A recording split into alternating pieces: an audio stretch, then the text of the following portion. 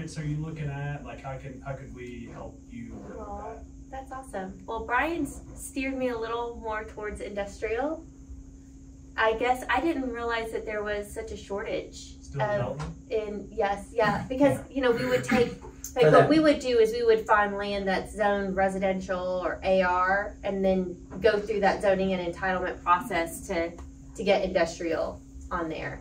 And then at that point, we sell it. See, I actually think that's the greatest increase in value for a developer, investor, builders, because the zoning process is the part that it's political. You're not entitled to it. It's not by right. You have to do all the community meetings. You have to kind of know what the community wants and what they're going to allow. And as an investor, don't you want to just know when you acquire a parcel of land that at least that much has been done? You don't have to do all the, that legwork, and all that risk has been eliminated. Just knowing at least what has been zoned, and usually because the site plan's been approved, right? Because to get the zoning, so you kind of know what's going to go on there, as opposed to just being agricultural land and you've got no clue. At least you know that an engineer's reviewed it. We know what the sewer, is, everything. We've answered a lot of questions. So, but I will not go on a bank note. I do not want that. I saw that in 2007, 2008, and I don't need none. I'm good. Yeah. Yeah, I still steered her towards buying land for and building multi-tenant industrial.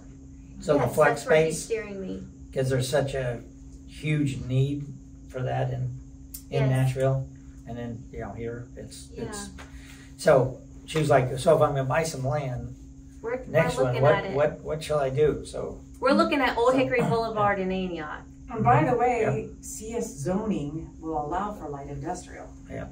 Ooh. CS, I thought that was service oriented. No. No, Roy didn't tell me. It actually says in the description that it'll allow for. Okay. But you got to get it through the community. Remember how just because it's allowable doesn't mean that's what's going to get approved. So that would include especially if you're in assembly? Davidson County. No, it can't have noise pollution. So I'm like a showroom for a plumber where they have storage in the back or something like that. And so if somebody was putting together their own kits of stuff to ship, but there was no noise outside, then you should be fine. Like that would be a distribution. That would be like industrial. Think of the stuff that's on General Doors Patton and Franklin. That kind of stuff.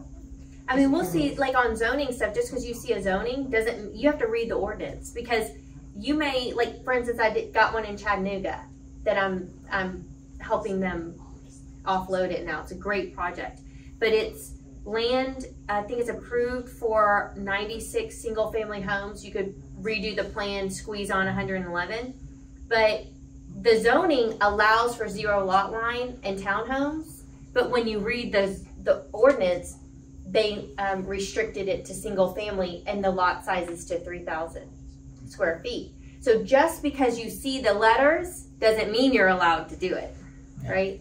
So, and especially in Davidson County, regardless of what it says, my gosh, you got to make sure that it's going to get through the community meetings, and the council person's going to approve, is okay with it. Because if they're not, it's basically dead in the water. So, I bought 1.5 acres. They were selling 1 acre. We did a survey. We got 1.5, and it said it's R8. And I thought, oh great, we got 12 or 15 homes that we could put on this land.